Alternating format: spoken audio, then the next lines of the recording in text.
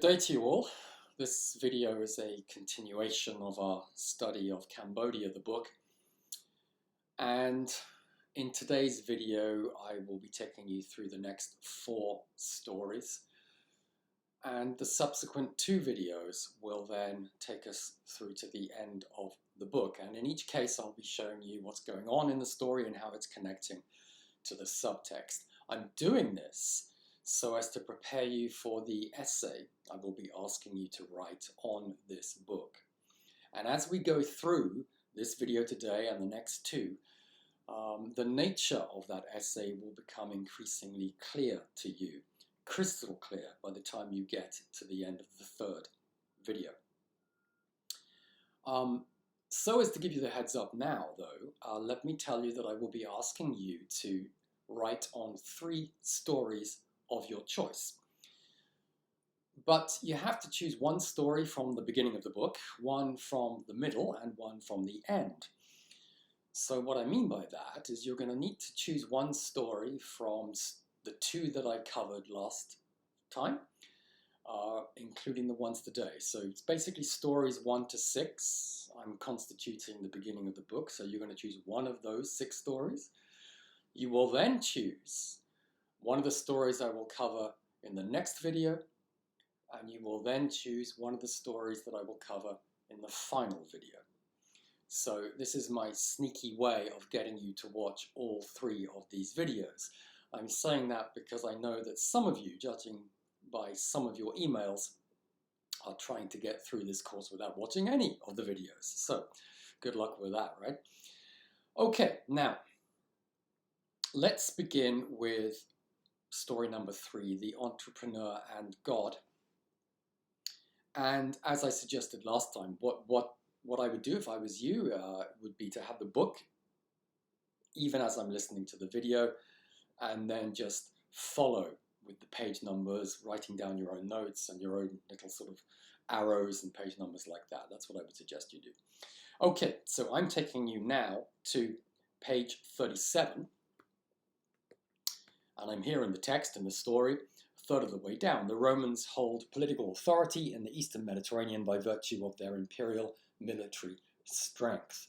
They exact crushing levels of taxation and generally sequester, which means to keep, the bulk of the wealth, which they use to support their military ambitions and to feed the corruptions of Rome. They are a culture of pragmatists, more interested in administrative efficiency and the accumulation of personal power and wealth than in making their subject cultures over in the Roman image.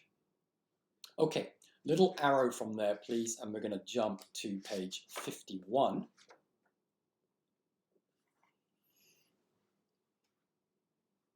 And towards the bottom of the text here, we have a dialogue between these 2 characters, you remember, Paul and Marshall. More on those in a moment. So here's Paul saying rather primly, the Romans keep order. Well, there's a better way to do that, believe me, says Marshall. Well, how's that? Paul asks. Well, you change the rules of the game. You invent something that nobody's ever seen before, or you take over something that already exists and renovate it. Like what, for instance? Like this Jesus business. And then a few lines down, Marshall continues. The trouble with the Romans is that they're visible. A really successful kind of authority is invisible and internalized, like Yahweh, this sort of Hebrew word for God. Okay, little arrow, and we're going to go back now to page 47. It's a kind of ongoing dialogue wherever we sort of jump into the story. So at the bottom of the story here, Paul is sort of musing, and he says, well, here's how I see it. The first important remainder of this Jesus guy is the idea of a controllable or at least accessible divine energy. So it's embodied initially by Jesus and secondarily by his disciples. And they can call it the Holy Spirit, the Holy Ghost. It doesn't really matter what they call it. What matters is that it gives this God thing, this Yahweh thing, a mediated presence in the corporeal world. That means the bodily world. It's intangible but mediated. And then a couple of lines down, it puts the civil interpretive authority in the hands of a very small group. And now we're getting to the crux of the story. So from there, please, to page 54, back into the dialogue. And Marshall makes the comment that all autocratic political power is temporary and expedient. If not in a single lifetime, then over the long term. Even Rome is going to collapse one day, he says. And then Paul has this sort of epiphany, this moment of realization. Out of the manipulation of political structure will come an administrative technique that will transcend, go beyond temporal power. Son of a bitch. Ah, you're getting it, says Marshall. Have another look at your pal Jesus and his apostles. What they created without really knowing it is a potentially perfect administrative system. First off, it posits no direct threat to the existing Roman establishment or Judaic establishment. I mean, as the converts grow, yes, it could be a problem. But we can finesse that. And secondly, happily, the subject concerned, Jesus himself, is gone. He's dead, right? So he's not going to say anything that we're going to have to deal with, whatever. And Paul says, I've got it. I can take it over by creating an administrative apparatus that secures the central committee as a spiritual corporate body.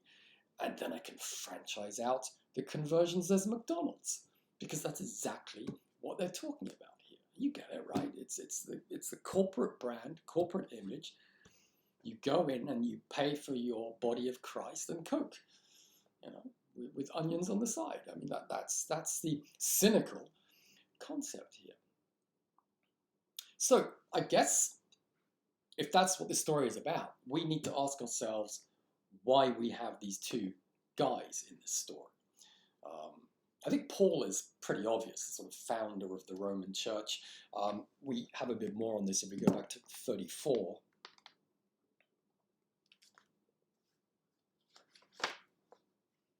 Yeah, just below the bullet point here. Of course, it tells us Paul was an administrative genius and an entrepreneur.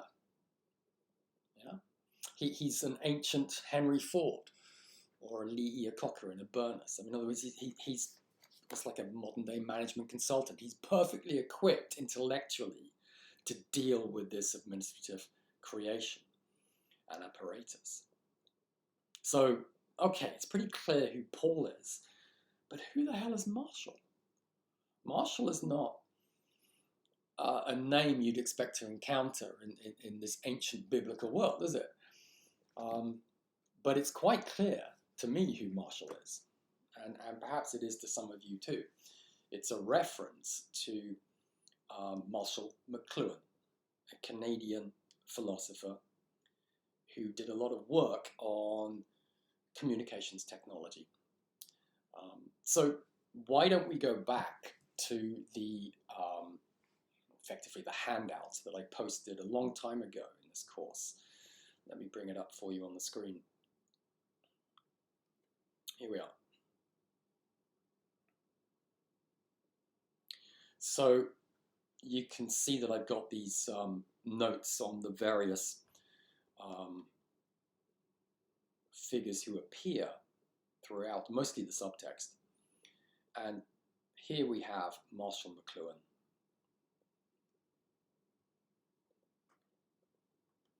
The page numbers here are the numbers in this book where there are references to McLuhan, but actually there are plenty of others too. And you can see he is the philosopher who came up with the phrase global village, which is a metaphor, of course, to describe the ever-pervading, which means spreading, technological net that envelops us all.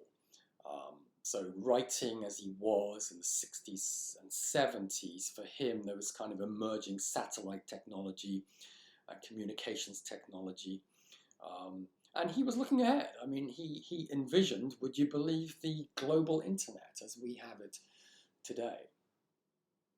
I'm going to say quite a bit more about McLuhan as we go through these videos, particularly in the third video I'm going to do on this. And for goodness sake, I mean, it's easy enough to Google, isn't it, to find out more about McLuhan. But let me just say this, which is, if you like, the next bit of clarity about your essay assignment. To write your essay, you will need to know what McLuhan meant by the global village. Pretty simple, right? As well as his initial thoughts about it. That's the first thing. The second thing is you will need to know what Brian Fawcett thinks about the global village, and that will be transparently clear even within the next 20 minutes or so. And then you're going to have an opinion about the global village, its significance, its importance, its threat. That is the subject matter, if you like, of your essay. So keep that in mind, and as we go through. All right, now we know who Marshall is. We need to ask ourselves, why is he in the story? What's going on? What's Fawcett trying to suggest here? Is this bureaucratic administrative network that Paul is setting up in some way the precursor of a media network, the sort of network that McLuhan starts writing about in the mid-20th century? Excuse me. I think we get more of a clue about what's going on if we go to page 50, please.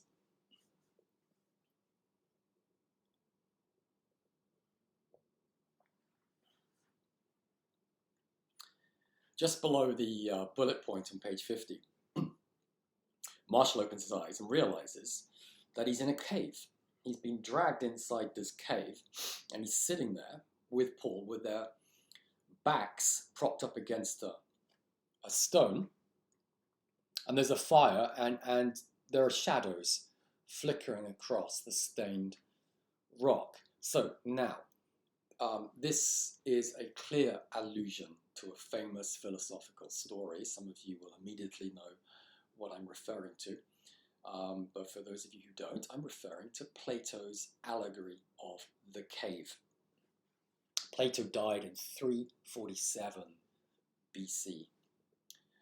And in a book that comes down to us called The Republic, actually in most editions it's going to be 514a, I think, to 520, something like this, that sort of location in the Republic, you find this allegory of the cave. The Republic is basically a set of dialogues between Socrates and other parties collated into this volume. The cave is brilliant, actually, for getting the inside track on Plato's philosophy in general. So what's going on in the cave? The basic idea is that you and I, if you're like Joe Blow, are shackled in a cave, and always have been. He doesn't go into the technicalities of how that happens, but anyway, we've always been here, we've always been shackled to this cave, and the only thing we can see is what's flickering on the wall of the cave opposite us, these images flickering on the wall, and we take that to be reality. It is reality, it's our reality. But these images are being created and manipulated and changed by somebody else. And, Plato says, it's not the true reality, or as he calls it, the true world of forms. And it takes the philosopher to break free of his or her chains using reason, another word for that, logos, to make their way out of the cave so as to see the true world of forms. Let me just give you a little image that I have of it, which hopefully will help you. Here we are. I like the way they're pointing, saying, horse. But this takes us to various key components of Plato's philosophy. Plato's idea is that when you see a horse, all you're seeing is the mere representation of the ideal form of horseness, right? These guys are looking at an image of a horse, but horseness exists outside of the cave metaphorically in the true world of forms. The other thing going on here is, well, another thing going on is it illustrates why Plato is so hostile to the arts, to theatre, to stuff like that, because for him it's mere representation. It's just that stuff on the wall there at the cave. It also, this allegory, takes us to his political philosophy.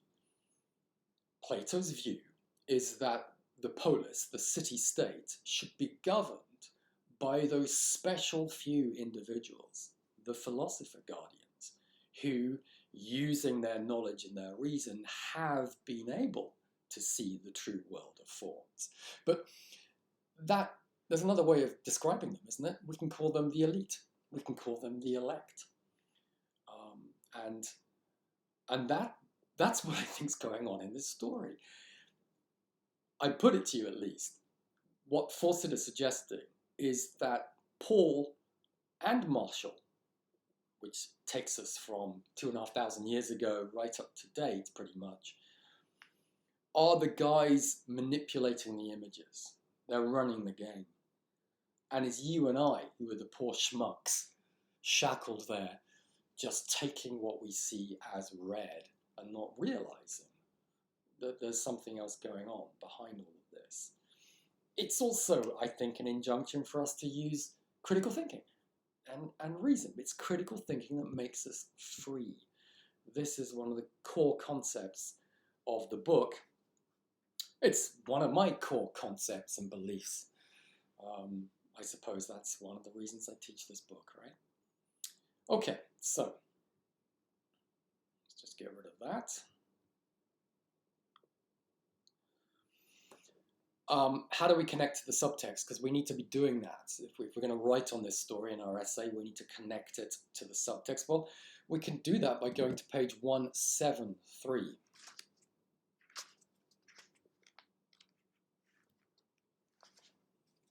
And in doing this, I'm showing you that you can jump to the subtext anywhere, really, in this book. The stories connect at really any point. There's no kind of symmetry like that, okay? So look at the subtext here on page 173. What is happening to us, asks Fawcett. We are, after all, Homo sapien, thinking man. Thought is what got us here. Yet who can deny that the goal of global village mass communications technology is to transform the complexities of contemporary life into a reality that resembles the Saturday morning cartoons? It's as if free consciousness itself has been recognized as the worm in the apple, which is another metaphor to do with Adam and Eve, of course, and the Disneyfied Platonists of the global village are intent on returning us to that myth, to that metaphor. Okay, now back to 39 subtext, please.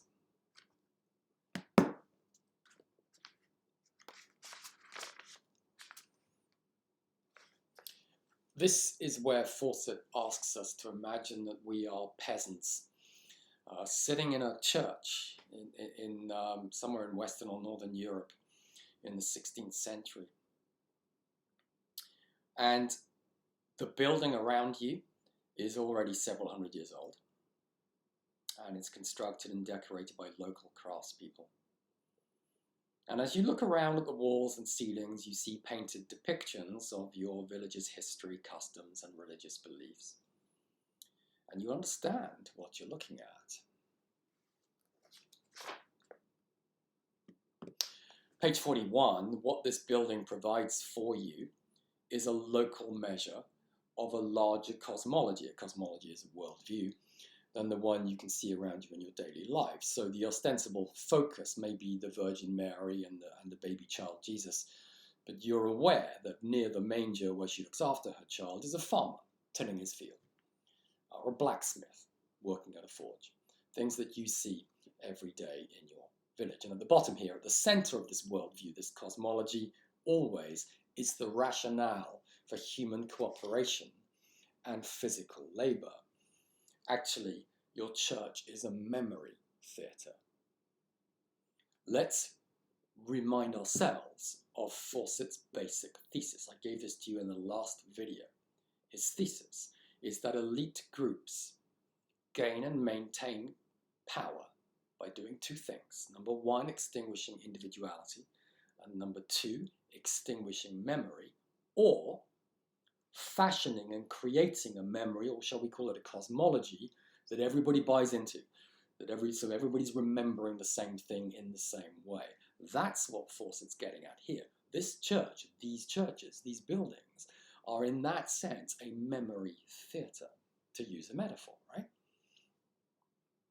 Your own life is lodged there, provided with social purpose and grace. And the universe you live in is like the structure of the church. It curves over you, calm and protective. It tells you how your ancestors lived. It tells you how you're being asked to live and why. And it warns you of the consequences of what's going to happen to you if you go off the track. It tells you that you're not alone. Let me give you an example, a rather grand example to be fair, but have a look at this.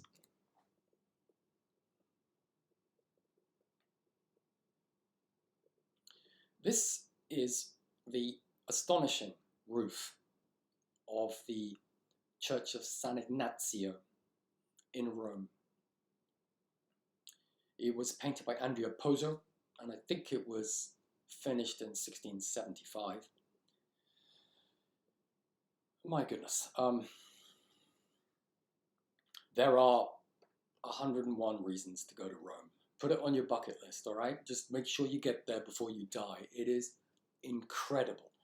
I mean, if you don't like going to museums, doesn't matter. You don't need to go into any museums. Everything around you is a museum. I was in some McDonald's type place, and I suddenly realized, munching on my burger, that I'm looking at the wall of an ancient Roman temple. I mean, it's just astounding. Anyway, walk into this church, and it is astounding. The technique here is trompe-l'oeil.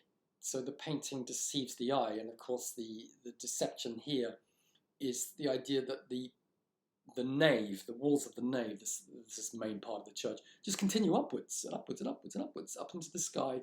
And at the center, you can see St. Ignatius being sucked up into heaven, surrounded by lots of happy and rather fat-looking cherubs, it seems to me. The four corners of the nave here are the four continents as were then known: Europa, America, Asia, and Africa. And down by the sides, there are the poor suckers who are sort of falling down to hell, and the flames and the devils of hell.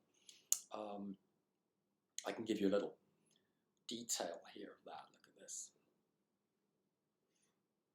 Yeah, kind of roundabout down here, you can just see someone falling down. Fabulous, isn't it?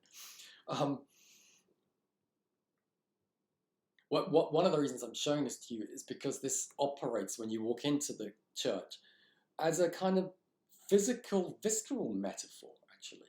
There's a little crucifix symbol on the floor of the nave when you walk in. And if you stand exactly on that cross and look up, you see this, right? Exactly as you see this painting here, or this image here. And it all makes perfect sense. But if you walk away from that and start to sort of stand right at the side of the church or right at the back and you look up, everything is kind of a bit distorted and you can very quickly become nauseous. It starts to look like some kind of weird pizza. So there it is. I mean, that's the kind of visual, visceral metaphor here. You need to be in the right place, looking in the right way, otherwise you will feel sick. Yeah. Okay, so now what Fawcett is alluding to here is what happens in the 16th century and the 17th century. Stuff like this just gets painted over in whitewash paint. Not this church. It didn't go as far as Italy. So what we're really talking about here is northern, western Europe in this time period. So yeah, back to page 43. More recently, he says, the disciples of John Calvin have been to your village. Okay, so who's John Calvin? Let's go back here. The architect of predestination, the idea that it's already ordained who is to enter the gates of heaven. The subtlety being that if we are to be recognized as belonging to the select group who've been chosen by God, then we have to live according to the precepts of what God has ordained. And that's who he's talking about here, the supporters, followers of Calvin.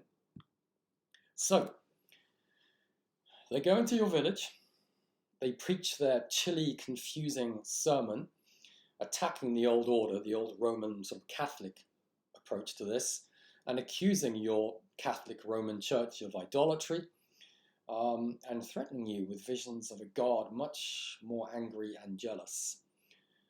And the God the Calvinists talk about is hard for you to imagine. Abstract, luminous, unmediated. Each person has to establish a personal relationship with that God. And all other relationships are secondary. So to reinforce the message, they go into your church and alter it. They break up or burn the icons and whitewash the frescoes. So as to reinforce this new relationship with God and the abstract light of his truth. And 44 here, the Calvinists will leave you alone with your new spiritual burden. There will be no one and nothing between you and the spotlessly abstract monad. Monad is an ultimate unit of being, and his capricious regulation of the universe. There will only be the necessity of bathing yourself in the pure, sterile light. And so we're back to this metaphor of pure white light, of direct experience. And 400 years later, you will find yourself staring into another monad, another ultimate unit of being, which is this, right? Your iPhone, your screen, which is now an appendage of your body. From there, and we did this, I think, in the last video, to page 62. This is how we connect again to the subtext and the story. The Khmer Rouge painted over with white paint every single sign in the city, and there's never been a remotely adequate explanation for why. But here we are, perhaps like the Calvinist zealots of the 16th and 17th centuries, who painted over the mural churches. They wanted to obliterate particularity, direction, and local memory, creating in its place a single focus on the monadic truth. Let's just look at a picture here of the Beeldenstorm. The Beeldenstorm is the term given in Northern Europe to what was going on in what was then Flanders. It's now kind of Belgium and Holland and Northern France. You can see these guys happily deconstructing and disassembling what was inside the church. And then there's another image I wanted to show you from the Cathedral of Utrecht, where you can see the effacement of these figures. They've actually been sort of chipped away, the faces have been chipped away.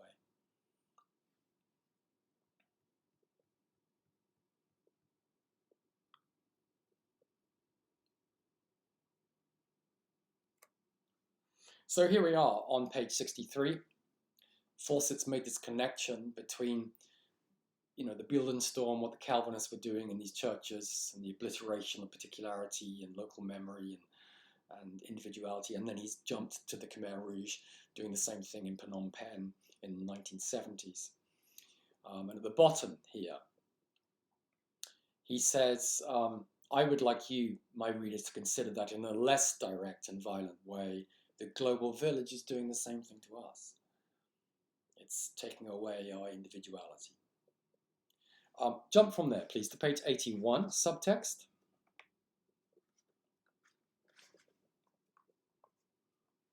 This is an interesting passage, I think. Fawcett says the painting over of the signs in Phnom Penh carries another set of messages. Remember that all the signs, traffic signs, advertising, location, and identity markers of every kind, were obliterated. They were painted over, but because they were not removed, they were transformed into transmitters of non-information. And for us, those blank signs should serve as a bleak warning about the depths to which the Khmer Rouge penetrated the nature of the world we are in. On the surface, the blank signs are symbolic of the Khmer Rouge's contempt for the capacity of human imagination and memory, and their belief that all human beings are tabula rasa, which means a blank slate. That's why they started with year zero. I mean, you just start again. But there's more to it, says Fawcett.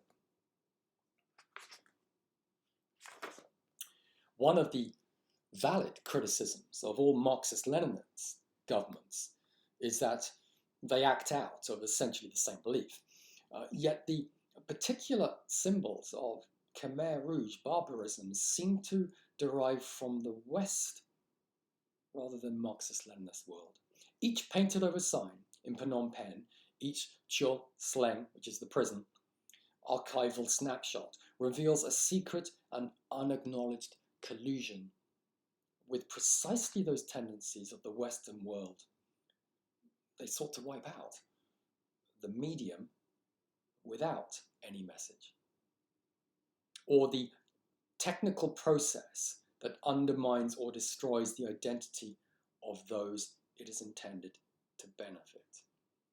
So the medium without any message. Okay, let's talk about chicken, okay?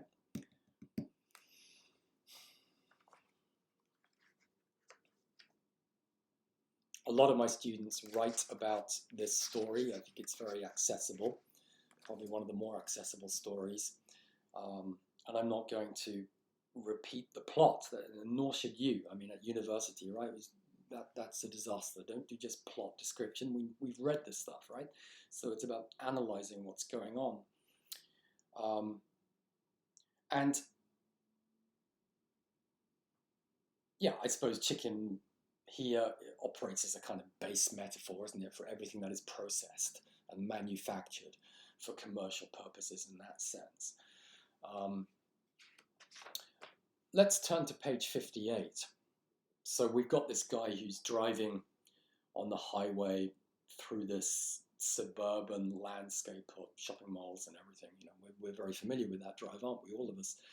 All morning, page 58 here, you've been driving through a kind of anti-memory device. So we've talked about how, you know, memory was fashioned, cosmology was fashioned in the Christian world, but what Fawcett is talking about here is, if you like, the opposite of that, an anti-zero memory world, like the Khmer Rouge tried to create.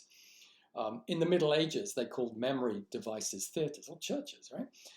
They were mental landscapes that helped people to remember who they were, what and where they were, and what connected them to other people, to nature and to God. But what you've been in is the opposite. There are no gods, no nature if it can be tarmacked, and the people you see are encapsulated the same way you are, inside cars or consumer preferences. And the anti-memory device keeps pounding images into your head that tell you what to buy, what's fashionable, what to look like, what to smell like, what lifestyle to have. That's advertising, right? And all the time it's doing that, with its metaphors and its similes, it's wearing away the sense of who you really are as an individual. So we're back to this basic idea again of losing individuality. Here's a nice metaphor, top of the next page. The villain, you decide,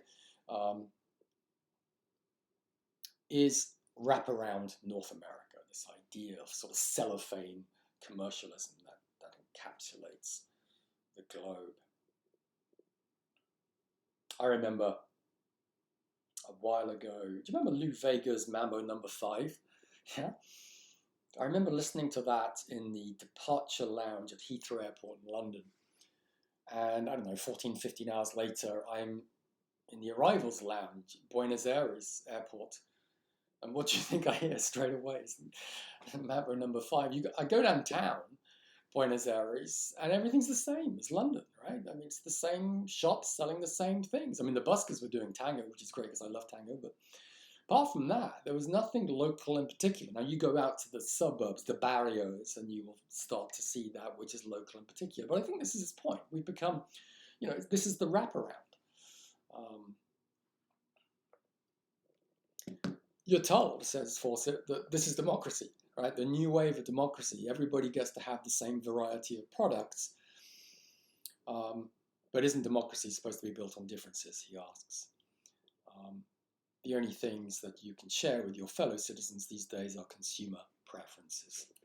So I suppose this is his attack on globalization. You don't have to buy into that at all. I don't know whether I do, but this is what Fawcett's looking at the moment in this story.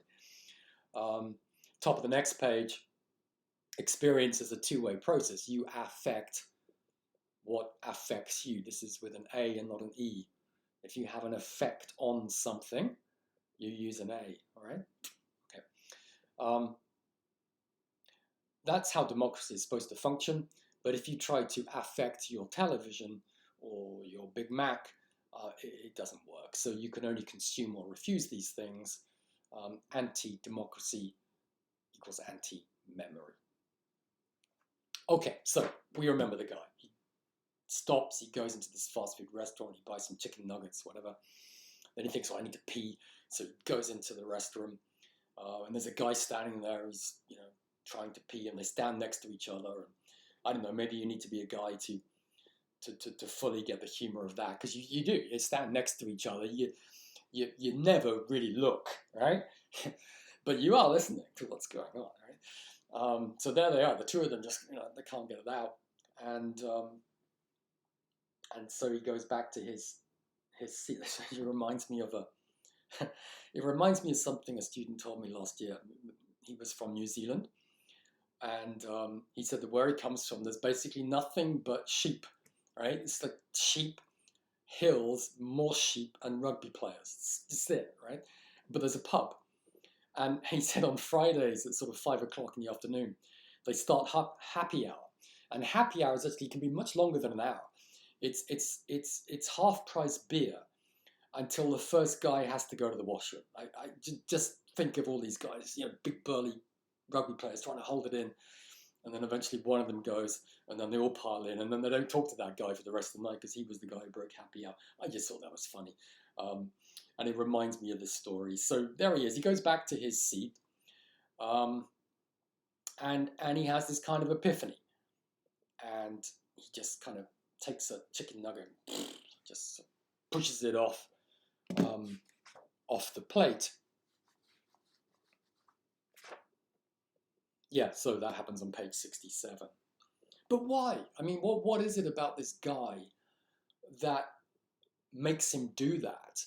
And I think what we discover in this story is that he's like one of these oddballs. They keep appearing in this book. I mean, there's Leonard, if you remember. He turns up in the Kerrisdale story. There's Howard in the very last story. The guys you just don't quite see it. The guy in Starship too, remember him? So page 66, we find out about this narrator. He's just an oddball, right? A third of the way down. You're the worst sort. The only things you enjoy are those that are somehow substandard and screwed up. You only like apples with spots on them. You like wackos too much. You prefer poor service and winding country roads. You're going nowhere. But it's precisely because he's a misfit or an oddball that I think Fawcett sees him as capable of seeing through the bullshit, which is, the point of this story, I suppose. And so having had this epiphany, this moment of revolution, he's not building barricades or Molotov cocktails or anything like that. I mean, he's just flicking a chicken nugget off the table. But that's enough to help him go back and piss, right? And when he goes back and he's pissing away, the guy next to him can do the same. And there's a kind of communion of peeing going on there. And I think what is the basic story? Fawcett saying, listen to me, read my book, ladies and gentlemen, and I will help you pee. I think this is basically what he's trying to say. 51, subtext. Let's just trip down there if we want to connect this to the subtext, as we should try to do. Let me formally introduce a metaphor. Here's another one. It's the metaphor of the Imperium, the golden distant city. Every major epoch, an epoch is a time period, has sooner or later created its imperial centers: Jerusalem, Carthage, Athens, Rome in the ancient world, London, Paris, New York, Moscow, Milan, I guess, for fashion today. Here we are. This is an important part of the book for your essay. The chief promise of the postmodern world, the world that began to take shape after the Second World War in 1945, and which became a reality in around 1975, is that the mass media of film and television and the more recent media of computer technology would decentralize the Imperium, scattering it and its manner, good stuff if you like, across the planet electronically. The new world promised to spread undreamed of economic and cultural wealth on an equitable, which means fair, democratic basis. All humanity would have the same right to consume its products. And the formal announcement for those who are comforted by this, well, here we are. It's the man himself, Marshall McLuhan, 1964, and his book Understanding Media, which began to popularize the metaphor of the global village. This idea that the world is made small by communications technology. And so no reader will be confused about where I stand, and you're probably not now. Let me declare my hostility to the effects and practices of the global village. Cross the next page towards the bottom. What matters, he said, is the degree to which we understand what the global village means, how it has created a new imperium for the postmodern world, and what that imperium will take away from us if we do not defend ourselves and our planet against it. Why? And here's another key moment in the book. I'm going to argue that Cambodia is the subtext of the global village. It's eradication of individuality, particularity, creativity, and memory. And he says that the global village has had its purest expression or apotheosis yet in Cambodia. Okay.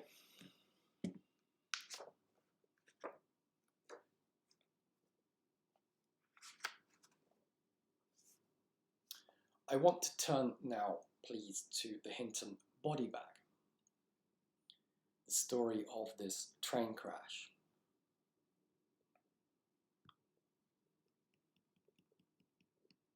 In 1986.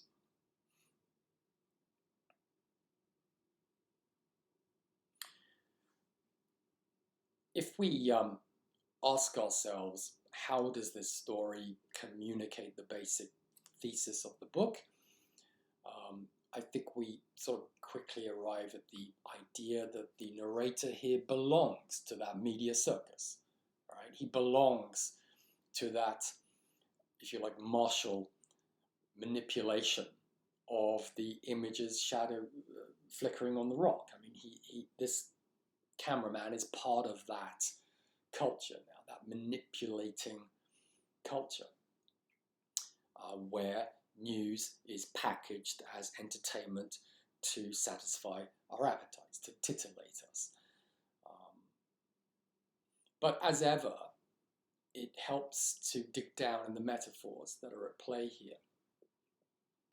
And I think the body bag is a metaphor. It's a metaphor for concealment. It's a metaphor for surface and covering up.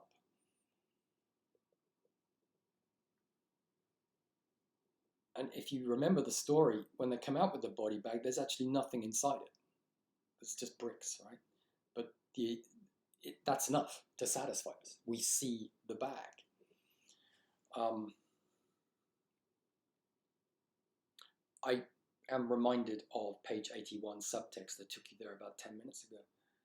This idea that he's got, that what we need to be careful about is the medium without any message, just the cover, the surface, the bag. The effect of this, if you think about it, is to wipe out identity. Isn't that really what happens? You know, you've seen these warehouses with all these body bags lined up. It could be an air crash. It could be a battlefield scene. And all we see is bags. I mean, the person inside is gone. I think this is what he's also getting at in that first story about the Kent State students who were shot. I mean, there's just statistics. And, you know, a statistic is like a body bag in that sense. You very quickly forget this was a real human being. And that's what this story turns on here. In that sense, the story is about concealment. Yes, it's also about effacement. What is effacement? Let me put it to you like this. If I see a picture of somebody's face, portrait, and I draw a mischievous moustache on it, I am defacing the image. If I efface the image, I just obliterate it, cover it up. And so that's why I showed you, I particularly wanted to show you this, because this is effacement. This is metaphorically body bag, right? I hope you get that.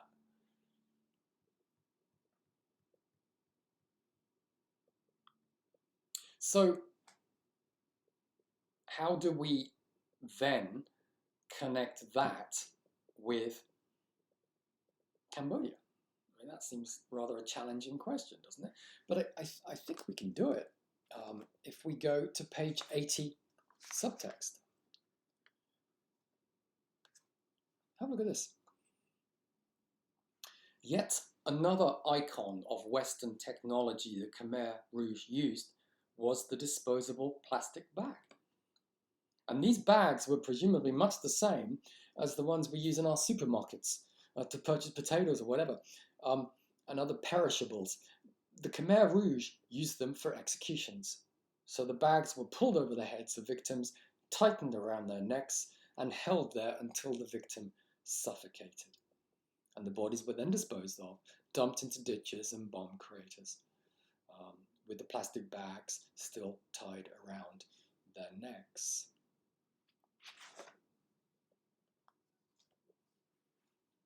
That's one of the famous photographs that you see in National Geographic, and you can find it, Google it, and the killing field, you just see these skeletons in the sort of rice paddy, and then you just see these plastic bags, blue plastic bags all over the place. So, I mean, I don't know, of course I don't know what was going on in Fawcett's mind when he sat down and wrote this story, but my guess is that in the sort of alchemy of his creative imagination, he was sort of bringing things together the way that perhaps one does. So there was this train crash, which obviously, you know, he's Canadian, he saw the news, he saw the pictures, so there's this Hinton train crash. But it somehow takes him to another memory that he has of a National Geographic photograph of blue plastic bags. And then he makes that synthesis, and we have this story, a body bag.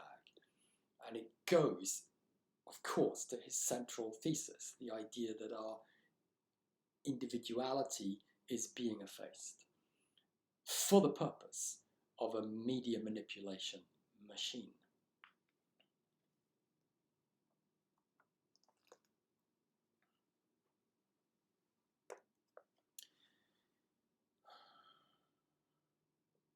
And I suppose if there's a moral to the story, it's that we need to be alert, on the alert for the body bags in our lives, the body bags that we encounter, and don't simply just accept the superficial, the surface. Because let's face it, it's so easy for us to do that because we're lazy. We just kind of, it's easier to do that rather than to ask questions and seek the truth.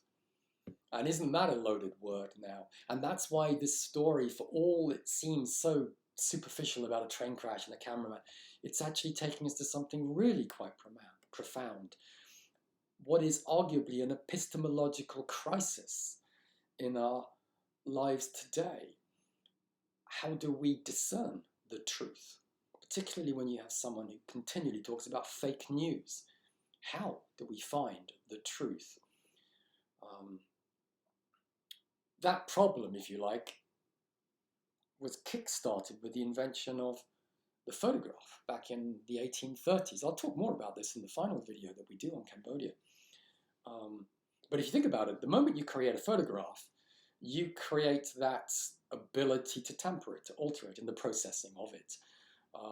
And of course, today we have Photoshop and all the iterations of Photoshop that you well know about, which enable us to do that. So how do we know what's true? Well, I think Fawcett's story is adverting us to that problem and enjoining us not to back away from the challenge, not to back away, always to search.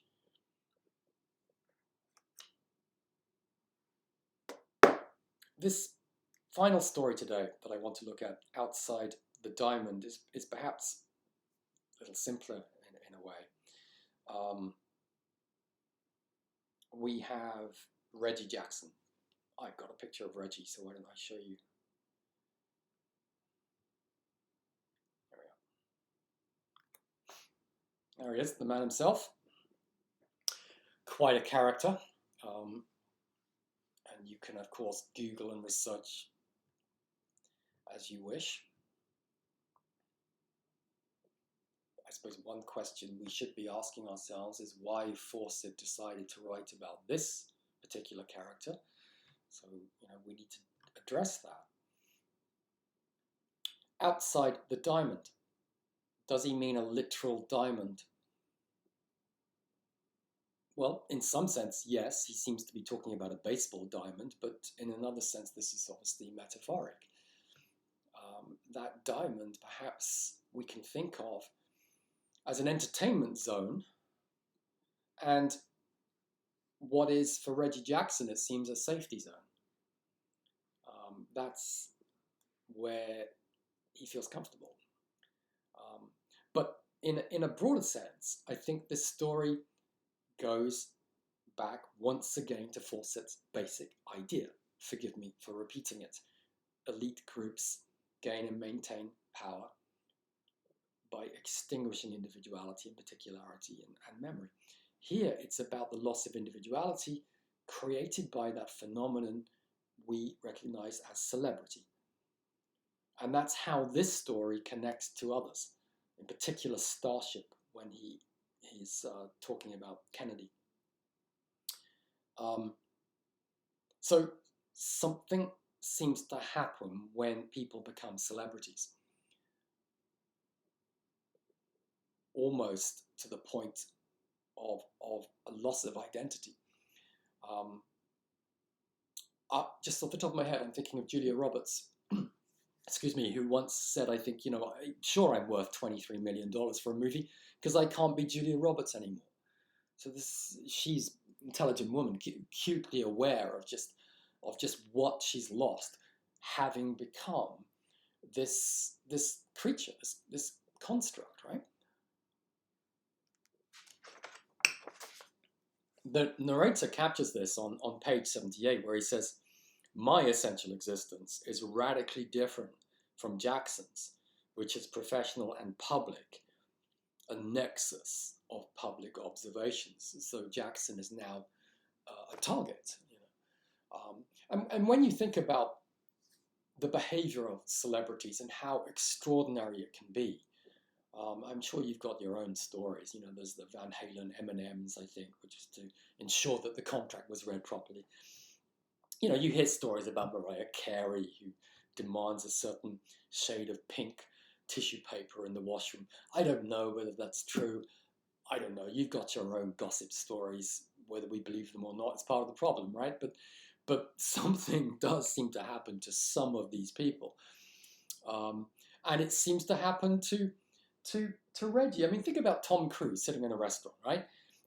You and I sit in the restaurant, something weird and unusual happens, we just react. If you're Tom Cruise or another celebrity, it's like you've got an initial reaction, but then you have to react like Tom Cruise. Everybody's expecting him to act. So it's like you've got another personality sitting alongside you or inside you, actually in the restaurant. Reggie Jackson seems to have lost himself. He talks about himself in the third person. I'm sure you noticed that when you read the story. When he's confronted by people, he sort of borrows language from Hollywood movies. Make My Day. It's like Clint Eastwood from Dirty Harry movies.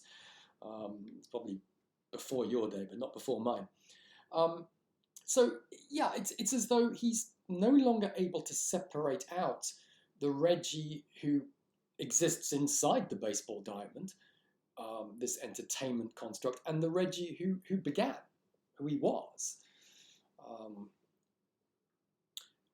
Except that he is, sometimes it seems, dimly aware of what's happened to him. I think that's probably the point about the IQ. That's probably why Fawcett was interested in Jackson and decided to write about him, because there's something about Jackson that sometimes suggests a kind of meta-awareness of his own identity as, celebrity. And of course, this is what's going on at the end of the story here.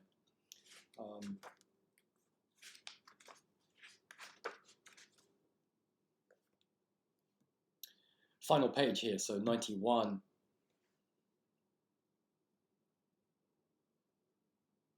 Jackson and I think at the same moment,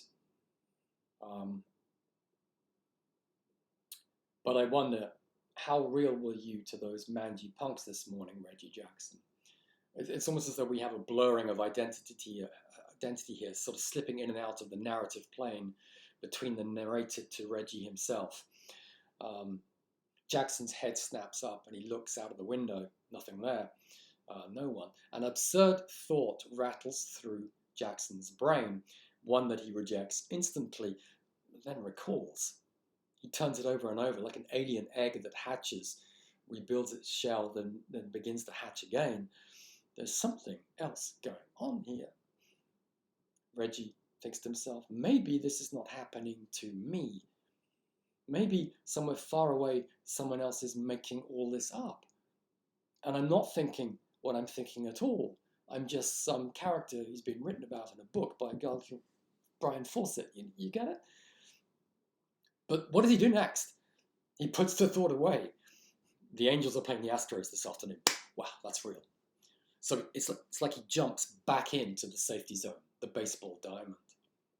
So the function, the plot function of the punks in this story, I think, is to pierce that safety zone, the walls of that safety zone. And when he's outside it, Reggie's uncomfortable and is not quite sure how to behave. So I think that's essentially what's going on here. Subtext 56, if that's going to help you. And to end today, I just wanted to go back to page 83.